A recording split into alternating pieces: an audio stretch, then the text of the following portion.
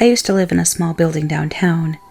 One of the reasons I moved out was the bad neighborhood, including this guy in the apartment right over mine. It was a weird-looking fella who mostly kept to himself.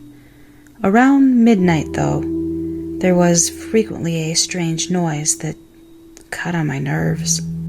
It wasn't loud, to be fair, but I have really light sleep, so it was hard to get my eyes shut with those little bumping sounds going on and on. After a few days, I realized the pattern was always the same, like a recording played over and over with random intervals in between. And that went on for the best part of a year, always the same sequence of bumps, slowly tattooed into my mind, sometimes for hours straight during the night.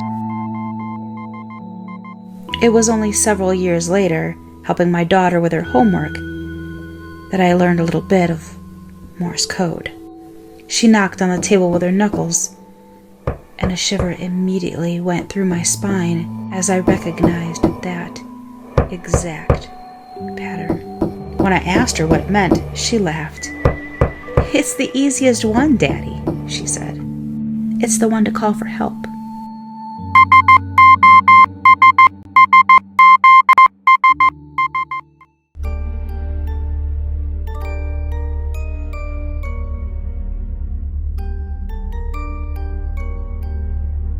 In high school, my friends and I were messing around with a Ouija board one night. We had done it before and nothing remarkable had ever happened. We usually did it to try and scare each other or our girlfriends. We all thought it was a joke. That night, there was no one else home except the 7 of us, and we were all together around the board. One of the girls there wanted to try it. She'd never done it before. This time was different. The board misspelled some of the words the same way every time. It gave answers that seemed really historically accurate for our town, things we neither knew or cared about. Long story short, the spirit claimed that it was a 10-year-old boy who had died on the property in the 1800s and was buried there too in an unmarked grave. My friend's house was on a farm on the edge of town. We were a little freaked out because the board had never been so detailed and consistent. However, we were still skeptical, and we were all assuming one of us was trying to scare the rest. Finally, my friend asked if the spirit could do something to prove he was there with us. It went to yes, and then spelled out K-N-O-C-K.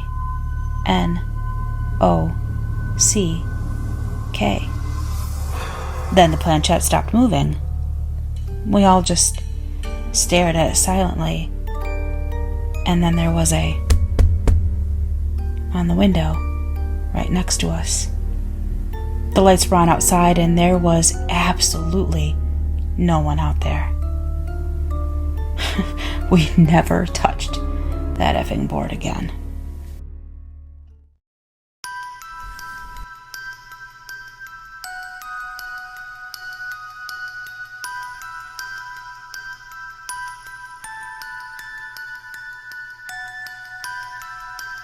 Now remember, I don't want you talking to him unless I'm around. You hear? Yes, Dad. I'm serious. Now tuck in your shirt. He's here. The front door swung open, and there stood Uncle Tommy, drenched in sweat from a day's work in the summer heat. "It's a scorcher out there, ain't it?" he said, putting his bag on the floor and untying his boots. "I appreciate you letting me crash for the night." "Just as long as you're gone in the morning," my dad replied coldly. "Of course." "Now," Uncle Tommy said, turning to me and lowering himself to a knee, "where's my hug at? Been a while since I seen you last." I took a couple steps toward him and leaned in for a hug. His tight embrace made me uncomfortable, and I let out a light whimper. "Don't you know it's 100 degrees out there?" he said, tugging at my long sleeves. "I haven't been outside today," I recited to him. "Don't you have some chores to finish up?" Dad interjected. I knew that was my cue to leave, so I shuffled off to my room.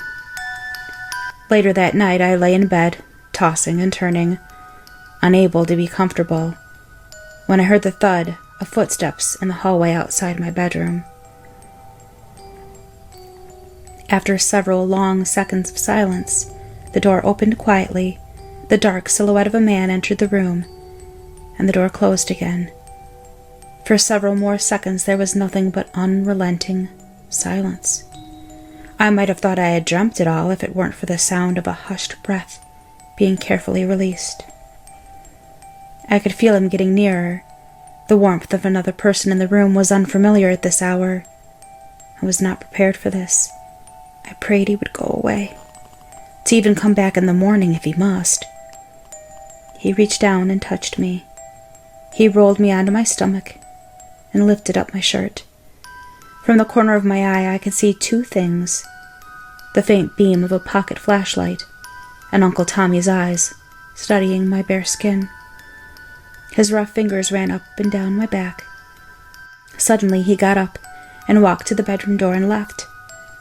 I tried again to fall asleep, eventually succeeding. He was gone by the time I awoke. Around noon, the phone rang while my father was out. "Hello?" I answered. "Hey, buddy." "Uncle Tommy?"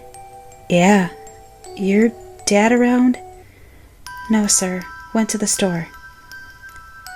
"Good," he said, his voice a bit shaky. He was silent for a moment. "I'm calling about last night. I don't know if you were awake or not." "I was." "Well, then I'll just get right to it. I've got a question for you and I need you to be honest with me." "Can you do that?" "Yes, sir." "How'd you get all them bruises?"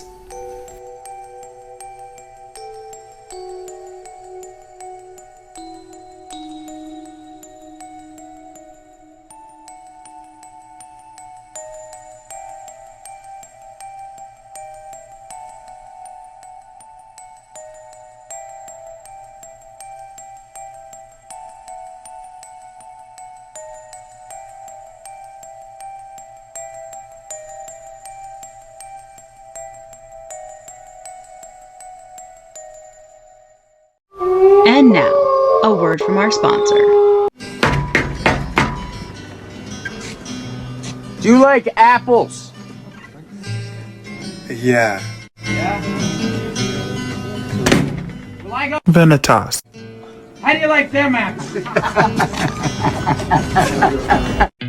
Vanitas is a premium gaming peripheral brand geared toward developing high-performance products. We're currently working toward creating new, exciting, and unique products not currently found on the market. With quality to match its sleek and beautiful design, I can honestly say that my Vanitas mouse is the best that I've ever owned, and I'm looking forward to expanding my collection of Vanitas products. Vanitas ships internationally with extremely low international shipping costs, and shipping is free to the US and Canada. Your products will arrive quickly and carefully packaged, with most orders arriving within 7 to 10 business days. If you're looking to upgrade your setup in an affordable way without substituting looks, Vanitas is an optimal choice, and when you use code pressstartmom at checkout, Vanitas is offering a 10% discount on your order. You'll be doing mom a solid, and you'll be doing yourself a solid. Everyone wins. Thank you so much to Vanitas for sponsoring this video. Can you see me? Hello? Can you find me? I'm here. Behind you, look. Behind you. I'm behind you.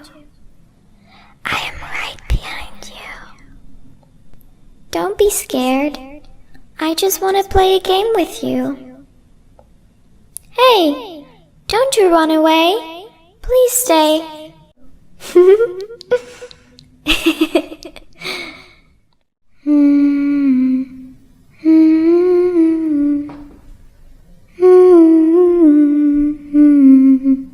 Incy Wincy Spider went up the water spout. Down came the rain and washed the spider out. Out came the sun and dried up all the rain. So Incy Wincy Spider went up the spout again.